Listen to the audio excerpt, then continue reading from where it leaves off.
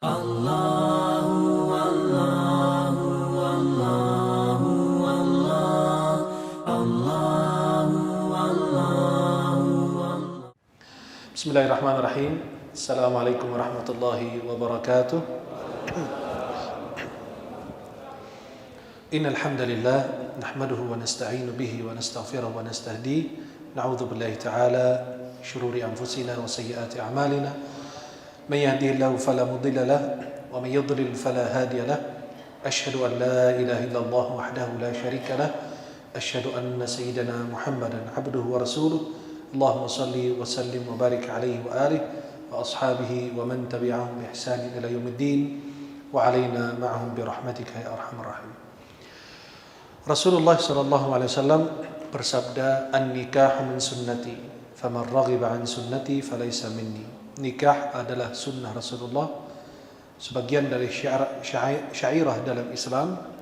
Maka barang siapa di antara kita yang tidak mengikuti syariat Islam atau melakukan hal tersebut, maka dia tidak termasuk golongan Nabi Muhammad. Khawatir orang yang tidak nikah itu cari nabi lain selain Nabi Muhammad di akhirat.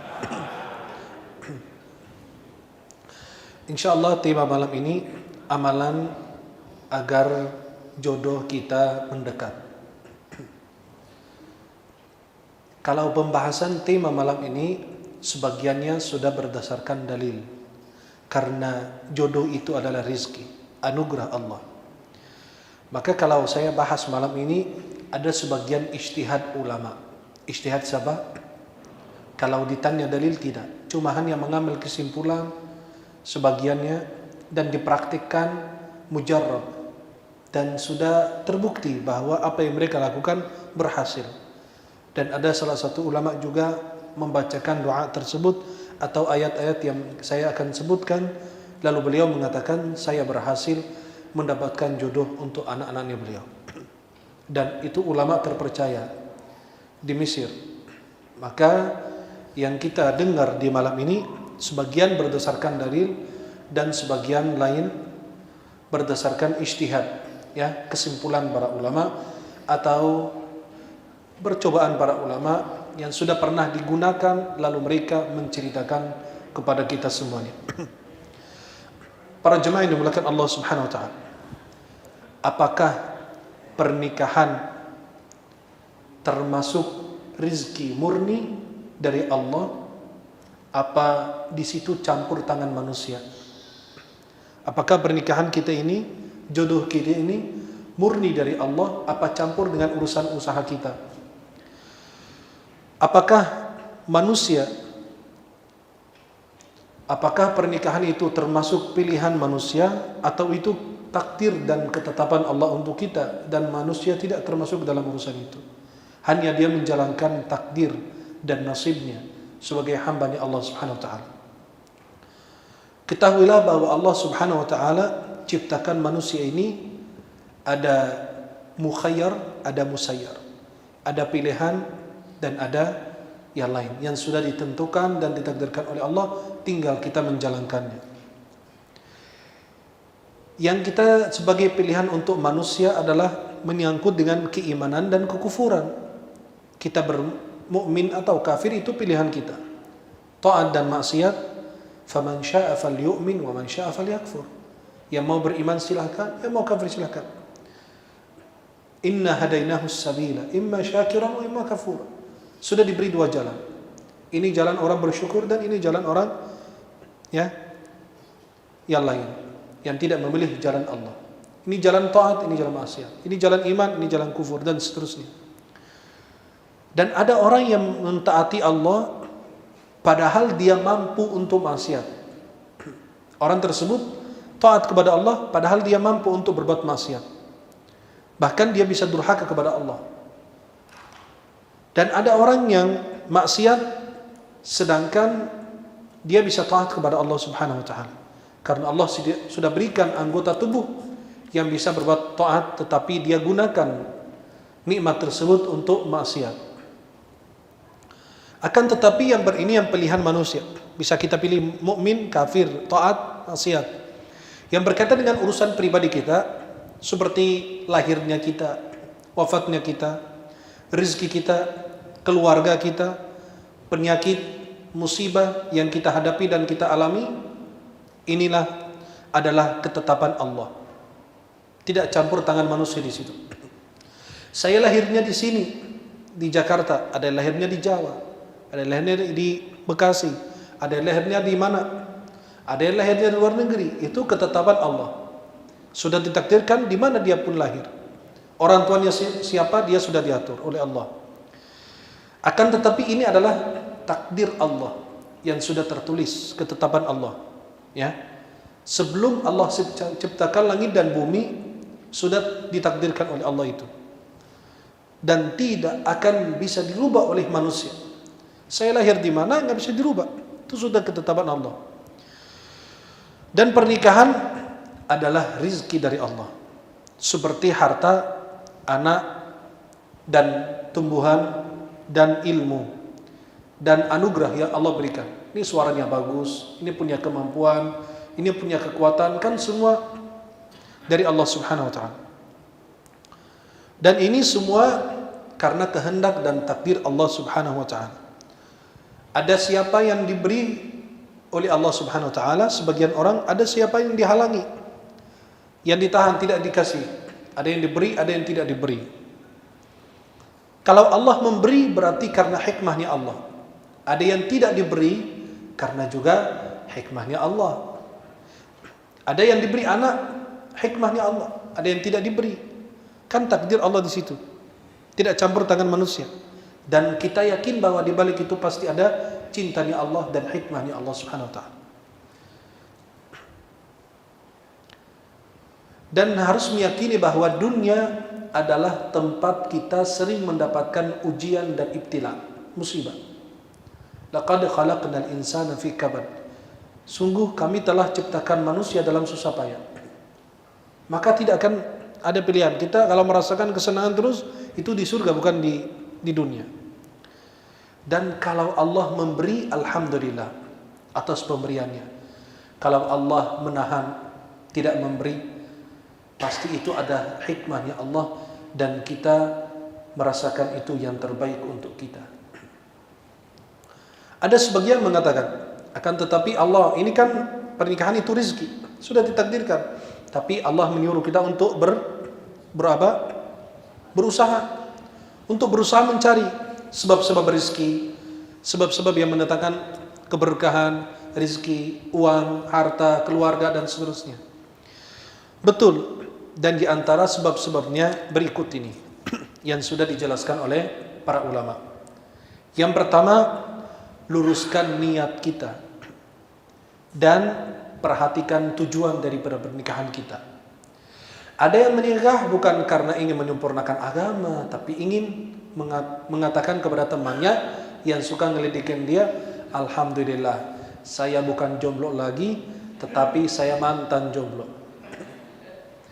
Ada yang begitu karena ngeledekin sama teman-temannya, lalu dia berusaha untuk menikah, bukan untuk menyempurnakan agama, tetapi dia untuk tidak dibully lagi, tidak diinin lagi.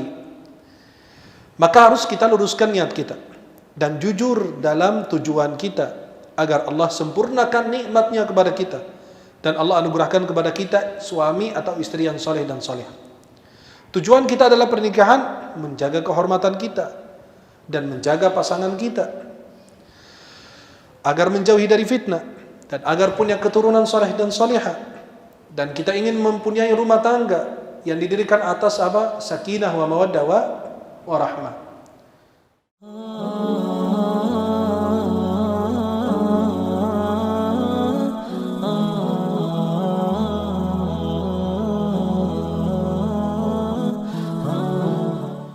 Ada sebagian yang ingin menikah tapi hartanya nggak cukup, tapi dia mampu bisa menikah. Hanya kita ikut tradisi di Timur Tengah tuh, lihat pernikahan sangat mahal sekali. Maka banyak orang yang tidak bisa nikah. Kenapa? Pestanya sekian, ini sekian, makan sekian, ini sekian. Akhirnya kita membebani, padahal itu ma anzalallahu biha min sultan. Itulah adalah perbuatan manusia. Ya, adat istiadat yang kurang tepat yang kita selalu pakai itu adat tersebut untuk apa? Untuk mendapatkan apa yang kita inginkan. Tetapi ternyata menghabiskan uang puluhan juta, ya, puluhan ribu rial. Maka lebih bagus kita tinggalkan hal-hal seperti itu dan luruskan niat kita. Kalau kita punya uang, punya rezeki walaupun sedikit, mau nikah, bismillah, Allah akan menolong kita. Allah Subhanahu wa taala berfirman dalam surat An-Nur ayat 32. Iyakunu fuqara'a yughnihimullahu min fadli. Kalau mereka ini, kalian mendapati mereka itu orang miskin, Allah akan berikan kekayaan. Wallahu wasi'un alim. Subhanahu wa ta'ala. Dan dalam hadis riwayat Imam Ahmad dan Tirmidzi dan Imam Nasa'i dan Ibnu Majah dari Ibnu Umar, ada 3 golongan, 3 orang yang akan ditolong oleh Allah. An-nakihu yuridul afaf. Di antara mereka seorang yang menikah karena ingin menjaga kehormatannya. Ini yang pertama, berarti luruskan niat kita karena Allah.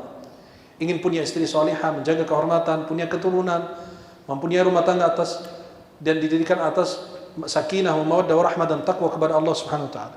Yang kedua, bertakwa kepada Allah Subhanahu wa taala dalam segala keadaan. Kalau kita bertakwa kepada Allah, Allah sudah berjanji untuk mereka yang bertakwa bahwa Allah Subhanahu wa taala menjanjikan jalan keluar dari setiap permasalahan yang mereka hadapi. Apapun permasalahannya, mereka dijanjikan oleh Allah Jalla Jalaluhu untuk memberi jalan keluar untuk mereka. Wa yarzuqhu min haitsu la yahtasib. Allah akan memberikan kita rezeki yang tidak disangka-sangka. Ada orang jomblo nggak dapat jodoh sama sekali. Pas lagi malam hari jalan kegigit anjing. Ada seekor anjing kejar dia, kegigit. Kata dia apa? Ini hari ini parah banget. Jodoh belum dapat, malah dapat anjing. Astagfirullah. Malah dapat anjing, digigit anjing. Tapi ternyata di balik gigitan anjing itu ada jodohnya juga. Pas diantar ke rumah sakit, diobatin sama dokter. Dokternya jomblo juga. Perempuan jomblo. Subhanallah. Dia nanya, berbincang-bincang sama dia. Aku ini gimana nasib saya, kata orang itu. Aku dapat jodoh belum, malah dapat anjing, digigit lagi. Apes banget nih nasib gua, kata dia. Kata, oh bapaknya belum nikah ya? Belum. Langsung dia tembak tuh dokternya. Udah sakit tapi aja masih ngeles juga, subhanallah. Dia nanya dokternya, sudah nikah belum? Belum. Jodoh kelihatannya nih. Maka jangan kira itu buruk. Ternyata dia digigit anjing, malah dia bersyukur. Ya Allah, kalau bisa setiap hari digigit anjing. Ya, subhanallah. Maka jangan kira itu buruk. Kalau kita bertakwa kepada Allah, bisa terjadi musibah yang menurut penilaian kita. Ya, maka kalau kalian keluar dari masjid cari anjing digigit nanti. Ya, yang belum menikah ini keluar masjid cari apa? Cari anjing. Ya? Cari anjing digigit, nanti dibawa ke rumah sakit. Insya Allah ketemu laki semua di sana. Maka kalau kita bertakwa, saya yakin Allah akan kasih jalan keluar. Banyak orang punya hutang besar, tapi karena bertakwa, meluruskan niat, Allah mudahkan urusannya. Kemudian yang ketiga, berbanyak doa dan mencari waktu-waktu mustajab doa. Bukan sekedar berdoa, tetapi ditambahkan dengan apa? Mencari waktu mustajab doa. Berbanyak doa dan jangan terburu-buru atau tergesa-gesa dalam doanya. Rasulullah bersabda dalam hadis riwayat Bukhari Muslim dari Abu Hurairah, ada seorang hamba, Nabi SAW mengatakan, yustajabu li ahadikum ma lam ya'jal. Allah kabulkan doa di antara kalian, seorang hamba, selama dia tidak tergesa-gesa. Yaqulu qad da'autu rabbi falam yastajib li. Saya berdoa kepada Allah dan doa aku tidak diterima oleh Allah. Dalam riwayat Imam Muslim, la yazalu yustajabu lil 'abdi ma lam yad'u bi ithmin aw qati'ati rahim. Akan Allah terima dan kabulkan doa seorang hamba selama dia tidak berdoa atas keburukan dan atas memutuskan tali silaturahim dan selama dia tidak terburu-buru. Kata sahabat, apa terburu-buru ya Rasulullah? Qala yaqulu qad da'autu falam ara yastajibu li. Saya berdoa tapi belum dikabulkan juga. Itu kita tergesa-gesa. Ternyata pasti ada waktu yang tepat Allah anugerahkan kita apa yang kita inginkan. Waktu mustajab doa kapan? 1. Malam Lailatul Qadar, 10 hari akhir Ramadan. Yang kedua, jauful lail, waktu sahar, di waktu sahar. Ya, waktu sahar itu waktunya mustajab doa. Dan selepas salat fardu, ulama masih berbeda pendapat. Ada yang bilang sebelum salam doa mustajab, ada yang bilang selepas salam ada doa mustajab. Dan di antara azan dan iqamah, ad-du'a'u la yuraddu bainal adhan wal iqamah. Doa tidak akan ditolak di antara azan dan iqamah. Dipanggil untuk salat 5 waktu. Salat fardu, doa ketika doa salat subuh, ketika azan salat subuh, azan salat zuhur, asar, maghrib, isya. Ketika azan salat 5 waktu ada doa mustajab. Kemudian doa ketika turunnya hujan. Dan pada hari Jumat ada 1 jam yang Allah kabulkan doa kita. Kapan? Ulama berbeda pendapat. Ada yang bilang ketika khatib mau naik mimbar, ada yang bilang di antara 2 khutbah, ada yang bilang selesai, ada yang bilang 1 jam sebelum asar. Itu kan jadi khilaf. Maka jadikan hari Jumat itu untuk berdoa. Ya. Kemudian kata ulama berdasarkan dalil doa mustajab ketika minum air Zam-Zam. Ya, ma'u Zam-Zam lima syuribana. Ada yang berdoa karena penyakit apa, hilang langsung. Kemudian berdoa dalam sujud, itu mustajab doa. Aqrabu ma yakunu al-'abdu min rabbihi wa sajid fakthuru min ad-du'a, dalam Sahih Muslim. Keadaan hamba paling dekat kepada Allah dalam keadaan sujud, maka berbanyak doa. Boleh enggak dalam bahasa Indonesia? Ini jadi khilaf ulama. Pendapat yang saya pegang bahwa boleh berbahasa Indonesia selama dia tidak bisa berbahasa Arab. Ya, selama tidak berbahasa Arab, boleh bahasa Indonesia berdoa dalam sujud. Kenapa? La yukallifullahu nafsan illa wus'aha. Dan selepas kita berdoa dengan doa ini, la ilaha illallah anta subhanaka inni kuntu minadh dhalimin. La ilaha illa anta subhanaka inni kuntu minadh dhalimin. Dalam Sunan At-Tirmidzi bahwa orang yang berdoa dengan doa tersebut ketika merasakan kesulitan ataupun yang hajat, Allah pasti akan mudahkan segala urusannya. Berdoa ketika bangun atau terbangun di tengah malam. Kita sedang tidur, kita bangun jam 1, jam 2. Pas kita bangun ada zikir. La ilaha illallah wahdahu la syarikalah, lahul mulk wa lahul hamd wa huwa ala kulli syai'in qadir. Alhamdulillah. Subhanallah wa la ilaha illallah. Wallahu akbar wa la hawla wa la quwwata illa billah. Ini zikirnya. Kemudian orang yang tersebut kata Nabi SAW bilang Allahumma ghfirli au da'a ustijibalah. Kalau dia berdoa selepas dari zikir ini, kita bangun tidur, ya bangun mau ke WC atau kemana pun, bangun. Man ta'arra minal lail istaiqadha. Dia terbangun tengah malam. Dia berdoa dengan zikir ini. La ilaha illallah wahdahu la syarikalah, lahul mulk wa lahul hamd wa ala kulli syai'in qadir. Alhamdulillah wa subhanallah wa la ilaha illallah wallahu akbar wa la haula wa la quwwata illa billah. Ini zikirnya. Kata Nabi SAW, lalu dia berdoa, Allah akan kabulkan doanya. Kalau dia wudu lalu salat, Allah terima salatnya. Kesempatan ini bisa terima. Bahkan ini hadis diriwayatkan oleh Imam Al-Bukhari dalam Sahih beliau.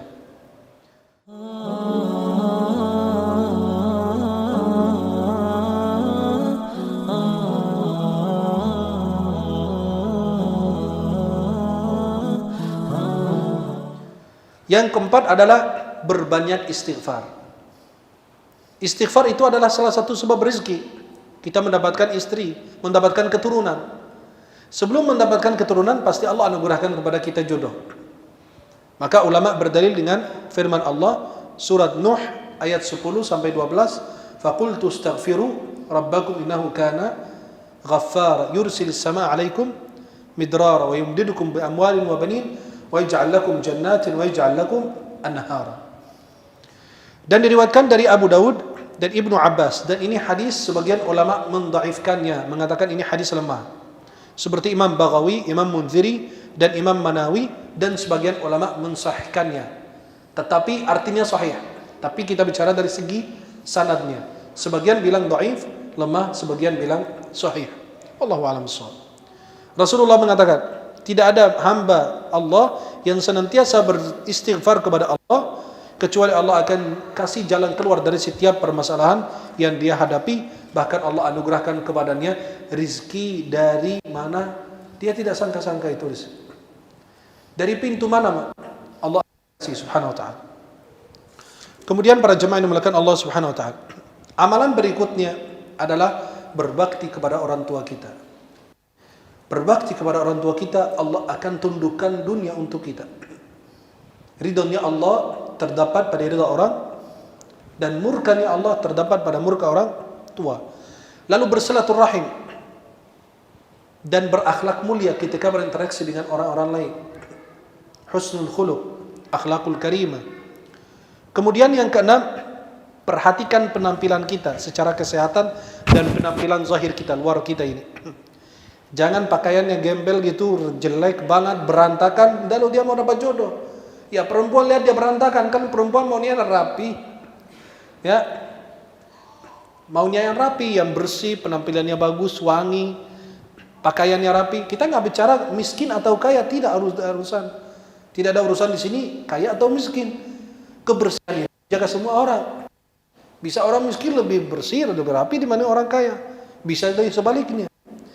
Maka kita perlu memperhatikan pecinya harus yang bagus, wajahnya, jenggotnya dirapikan, pakaiannya ya pakai parfum, walaupun yang 5.000 itu dibawa di kantong, turun pakai.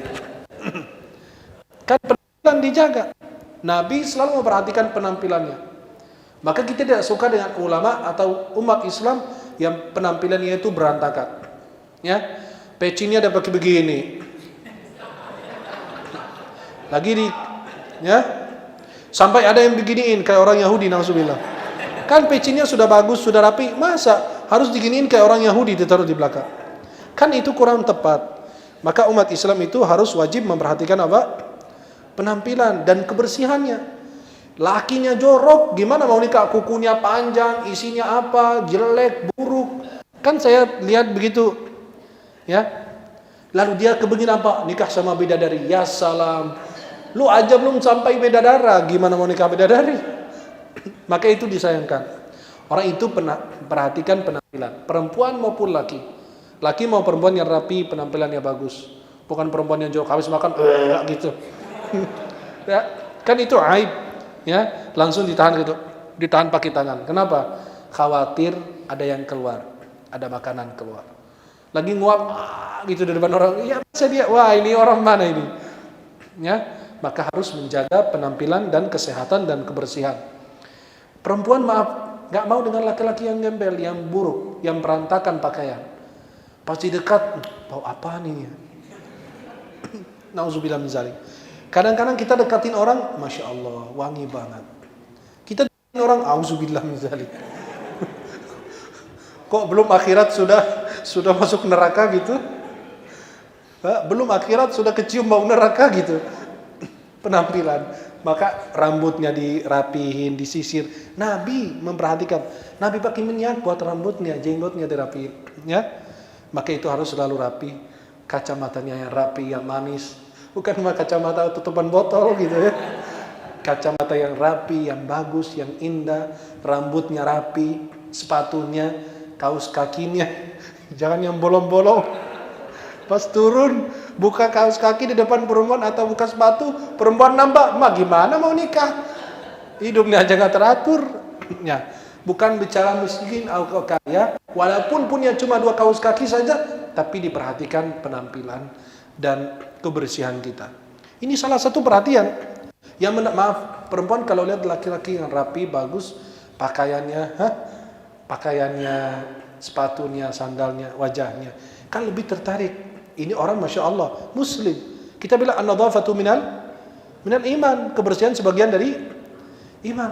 Tanda iman itu nampak di wajah. Dia tidak tahu Anda orang baik atau buruk, tapi dari penampilan bisa menampakkan bahwa ini orang baik atau tidak. Perhatikan omongan kita sama perempuan, diperhatikan.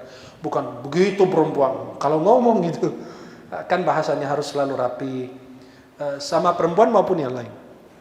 Kemudian ada syarat-syarat yang tidak boleh kata harus pegang banget gitu. Kadang-kadang perempuan dapat laki-laki yang duda, contoh. Tapi nggak mau. Kenapa? Mau laki-laki yang masih disegel tuh dalam kardus. Saya nggak mau yang bekas katanya. Laki-laki begitu. Kalau ada perempuan yang janda salihah, ya janda mungkin janda cerai atau ditinggal meninggal, kata dia apa? Oh, saya kalau nikah sama dia bisa aku meninggal juga dia. Ada yang pikir ini kan janda. Janda itu bukan jelek. Justru mungkin dia lebih bagus daripada gadis. Buktinya Nabi menikahi janda, padahal Nabi belum pernah nikah sebelumnya.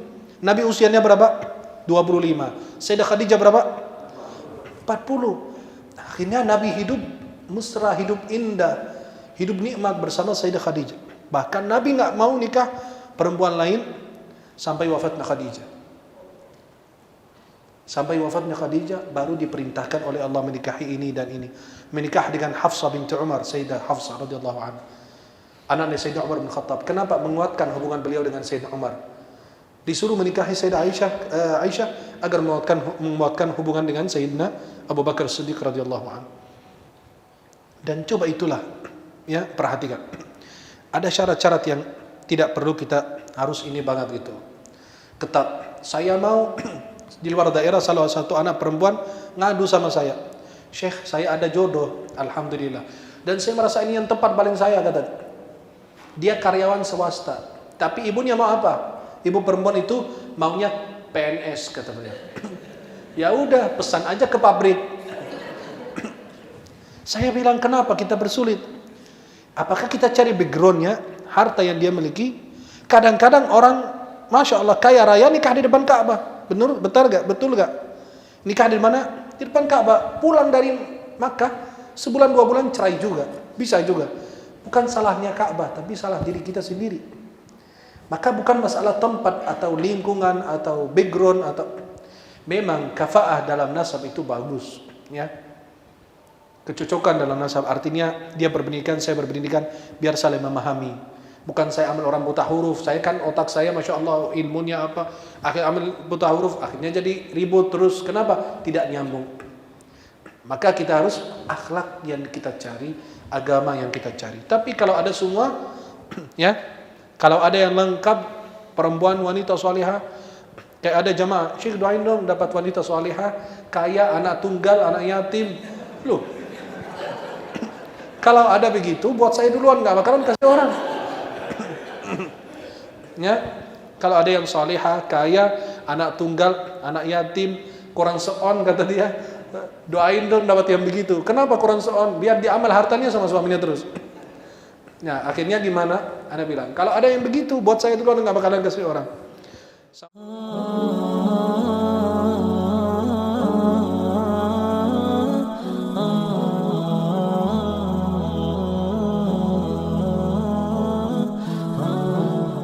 Sampai ada orang mimpi lihat perempuan yang ingin dinikahi, dia istikharah.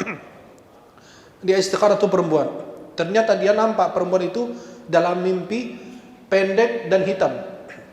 Dia cerita sama ulama, ya Syekh, ana lihat perempuan yang saya mau nikahi itu pendek dan hitam. Kata Syekh ini apa? Segera dinikahin tuh perempuan. Kenapa? Hitamnya perempuan itu berarti menampakkan kekayaannya, kaya. Pendek itu artinya pendek umur. Habis kamu nikah dia meninggal. Alhamdulillah. Ya, astagfirullah. Kan dia mimpi, dia udah istikharah.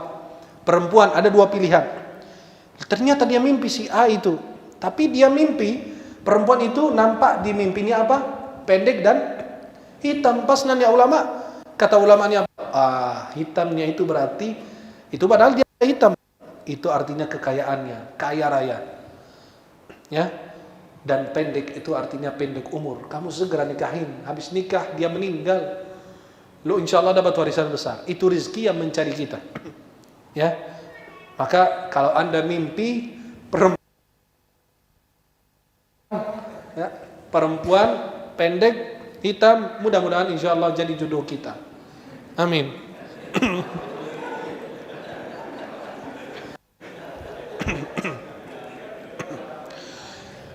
Kalau kita sebagai laki-laki yang sudah menikah atau perempuan yang sudah menikah, jangan malu untuk menawarkan temanmu, sahabatmu yang baik untuk orang yang baik. Ya. Itu tanda orang beriman mencintai untuk saudaranya sebagaimana yang dia cintai hal tersebut untuk dirinya. Anda punya saudara, punya keluarga, dia lagi cari jodoh, istri soleha. Anda punya teman wanita soleha, tawarkan ke dia. Ya, wa ta'awanu 'alal birri wat taqwa. Kemudian kita menawarkan diri kita kepada orang soleh. Boleh enggak? Boleh, boleh tidak? Boleh. Sayyidah Khadijah umur 40 tahun punya pelayan namanya Nafisa. Sayyidah Khadijah pas dengar cerita dari Maisarah, anak buahnya beliau pas pulang Nabi dari Syam, habis pedagang jualan, dia cerita ini orang jujur, ini orang amanah, ada awan yang melindungi beliau dari teriknya matahari. Semua orang memuji, semua orang mencintai, akhlaknya bagus. Sayyidah Khadijah tertarik, padahal sebelumnya banyak laki-laki yang kaya ya, secara kedudukan dan harta di suku Quraisy dan dia menolak. Akhirnya dia cerita sama Nafisa itu, pelayannya, pembantunya. Kata Nafisa, biarkan aku yang ngatur. Aku yang ngatur nanti. Pas Nafisa ketemu Nabi Muhammad, dia bilang, kamu mau nggak nikah sama Khadijah? Ya, saya orang mana anak? Saya orang lahir yatim, saya begini kondisinya. Gimana mau nikah sama? Ini kan majikan. Saya cuma anak buahnya. Kata Nafisa, saya yang ngatur, padahal sudah diatur duluan. Ya. Akhirnya Nabi bisa menikah dengan Sayyidah Khadijah radhiyallahu anha.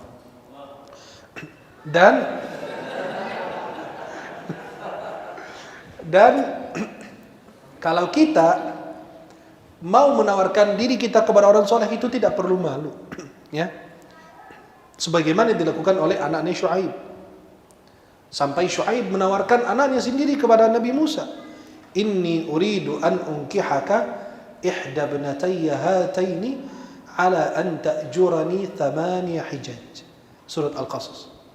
Dia menawarkan karena dia lihat, ya abati ista'jirhu inna khayra man ista'jarta al-qawiyul amin.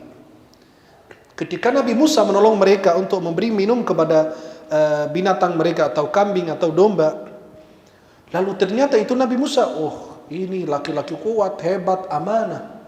Inna khayra man ista'jarta al-qawiyul amin. Maka Nabi Musa sesudah bantu mereka, thumma tawalla ila dhil. Dia cari tempat dia ya berteduh di situ.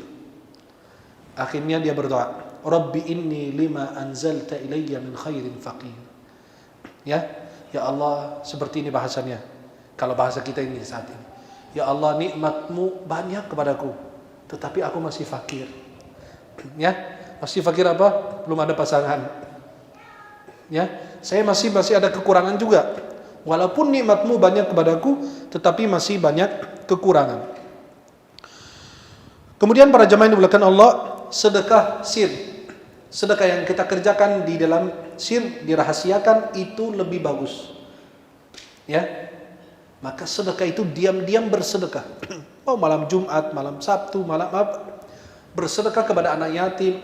Anak yatim di bawah usia 10 tahun. Jangan sudah kumisan masih disebut anak yatim. Semua orang ngaku anak yatim. Anak yatim itu la yutma ba'da. Disebut yatim sesudah dia balik. Manusia menurut syariat Islam, man faqada abuhu qabla al-bulugh, yang kehilangan ayahnya sebelum dia balik. Yatim dari manusia yang kehilangan ayahnya. Yatim dari hewan atau binatang yang kehilangan ibunya.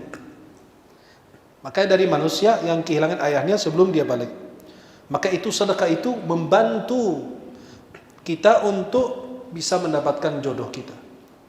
Kemudian kita bersabar. Pasti di balik sabar itu ada nikmat Allah. Innama yuwaffas sabiruna ajrahum bighairi hisab. Orang yang bersabar diberi pahala balasan oleh Allah tanpa batas. Sampai Allah berfirman, ya ayyuhalladzina amanu ista'inu bis-sabri was-shalah. Minta pertolongan Allah melalui apa?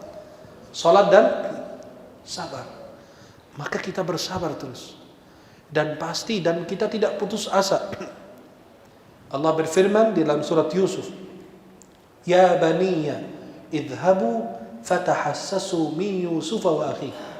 Wahai anakku, pergilah mencari berita tentang Yusuf dan saudaranya yang bernama Bunyamin.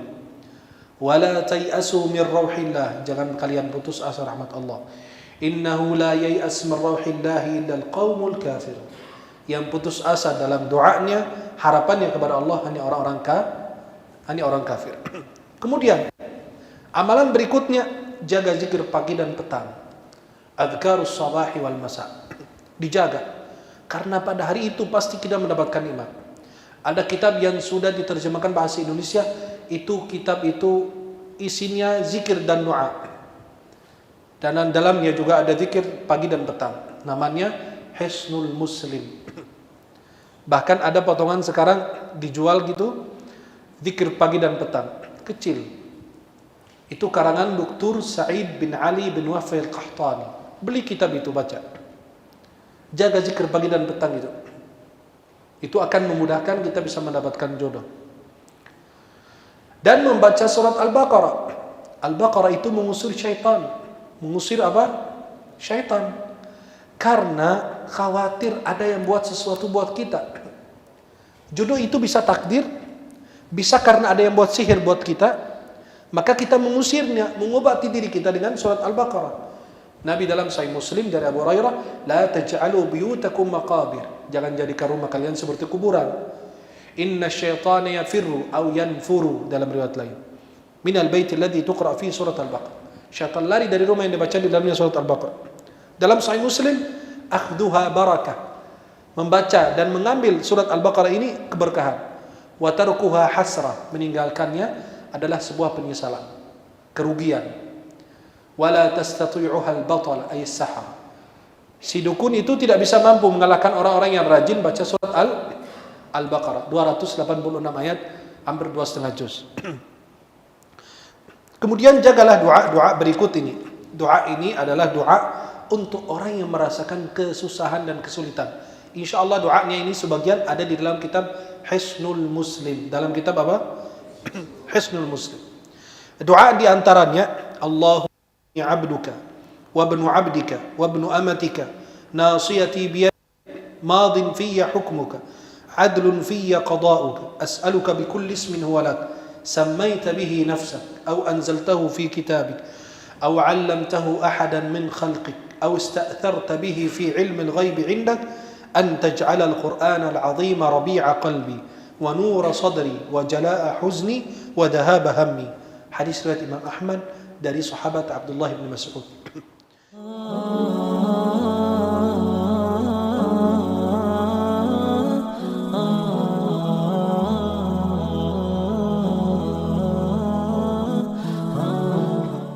Ada doa lagi diriwayatkan oleh Imam Ahmad dan Imam Abu Dawud dari sahabat Nafi' ibn al-Harith.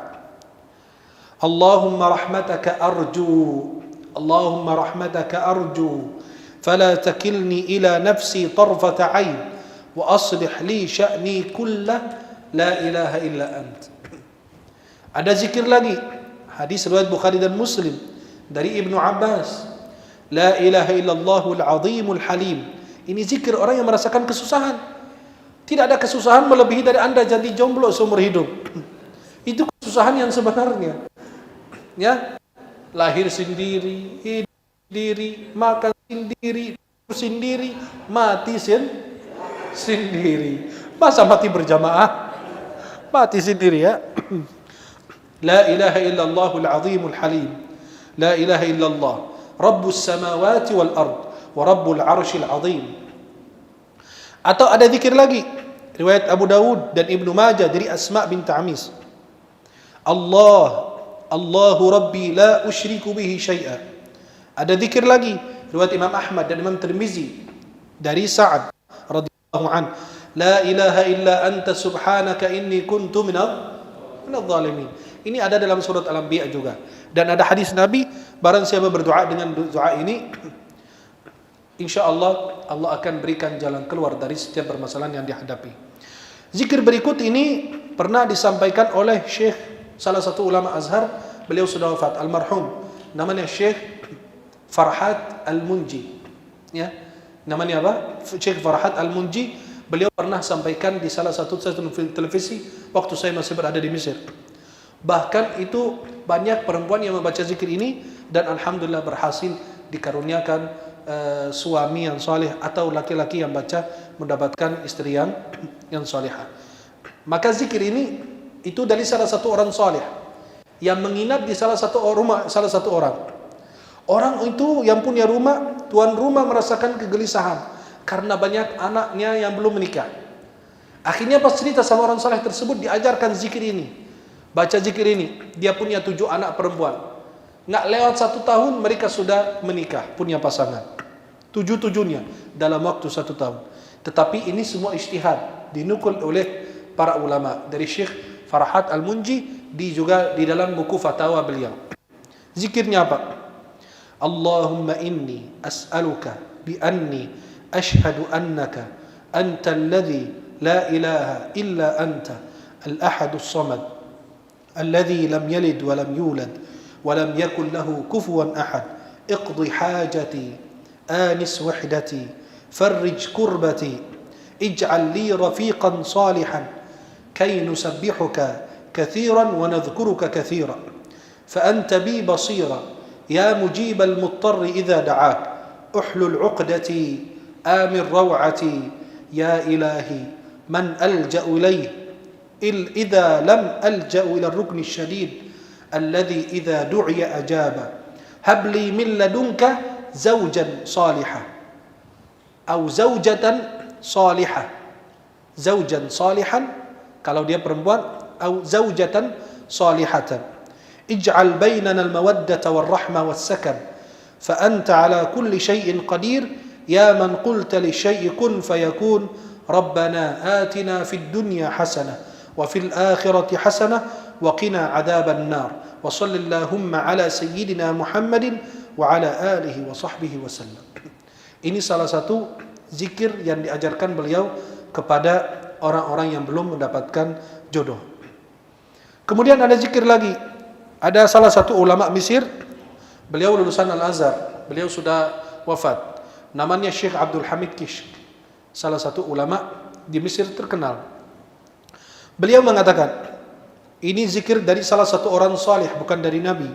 Salah satu orang saleh mengatakan, di malam Jumat baca surat Alam Nashrah Laka.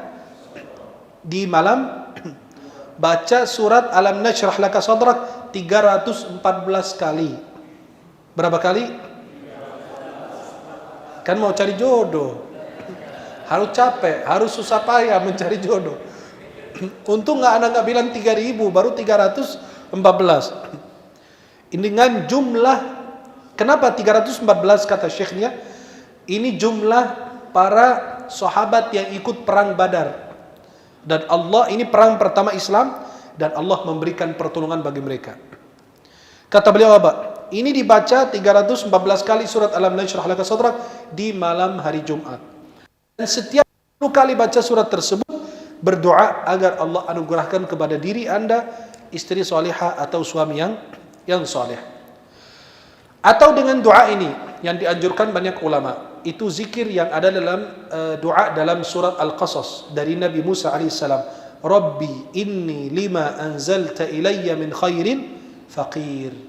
Rabbi inni lima anzalta ilayya min khairin faqir. Atau ada ulama bilang zikirnya hasbiyallahu wa ni'mal wakil. Itu dibaca. Allah akan mencukupkan kita. Allah akan memenuhi permintaan kita.